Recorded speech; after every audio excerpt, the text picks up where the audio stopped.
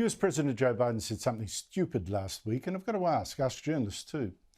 Gaza is run by Hamas, a terrorist group that deliberately slaughtered Jewish babies, raped women, took hostages. Why would you believe that rapists and baby killers wouldn't lie? That Hamas now tells the truth when it claims Israel has so far killed some 21,000 innocent Palestinian women and children. That's true, it has killed too many women and children. It's fighting a terrorist army that hides among civilians. But why does even Biden repeat Hamas's claims without question? This war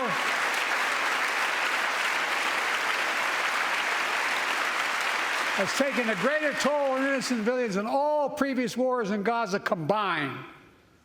More than 30,000 Palestinians have been killed, most of whom are not Hamas. Thousands and thousands of innocents, women and children, girls and boys, also orphaned.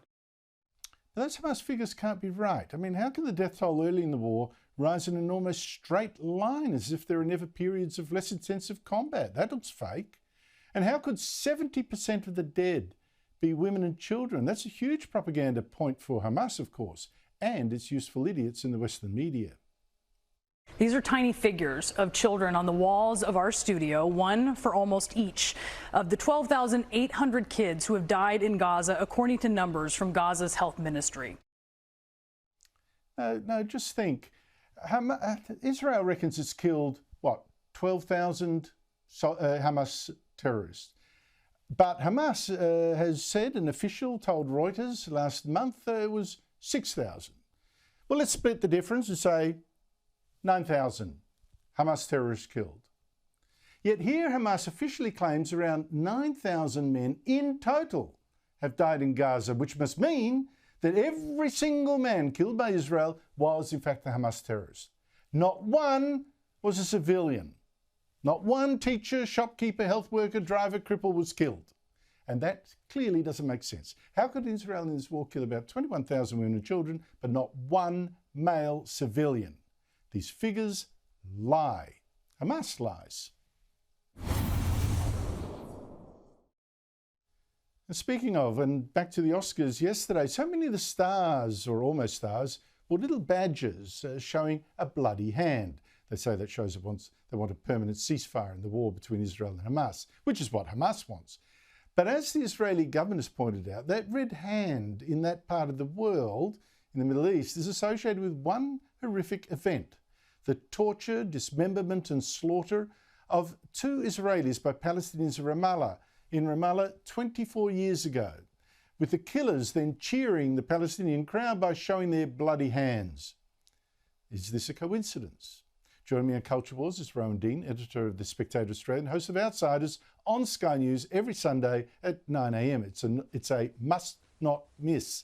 Rowan, thanks for your time. How did Hollywood turn so anti-Israel? Because I didn't notice any actors wearing yellow ribbons for the more than 100 Jewish hostages still held by Hamas 5 months later. It's very depressing, Andrew, and these idiot celebrities who wander around. I mean, what sort of a moron would you have to be to pick up a badge which has a bloody or a red hand on it? I mean, anybody who's ever watched Peaky Blinders knows the theme song is a red right hand is a symbol of murder. A red bloodied hand is a symbol of having killed someone. And that's exactly what the red hand arguably here represents. You mentioned the 2000 lynching of two Jewish guys who happened to wander into the Palestinian area by mistake. They got picked up by the Palestinian Authority police and taken to a police station, and an angry mob tore into the police station and lynched and murdered these two. To their credit, some of the Palestinian police tried to stop the murder from taking place. But what this tells us, endlessly we keep being told by the left, oh, history didn't begin on October 7th. No, that's quite right. History did not begin on October 7th.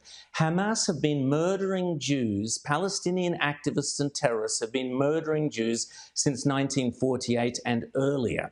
And the 2000 lynching was just one of a long line of innocent Jews being murdered, tortured, abducted by Palestinian terrorists, activists, and so on. The Hamas Charter explicitly calls for the death of every Jew in Israel. So this should come as no surprise to people that Hamas want to murder Jews. So if you support the pro-Palestinian activism without explicitly distancing yourself from the horrors of October 7th, I'm afraid in my book, you are complicit with urging more terror, more horror, more abductions, more rapes. And this is why it is abhorrent that the Teals and Labour and the Greens in this country want to start refunding UNRWA, which has direct, proven links to the terrorism of Hamas.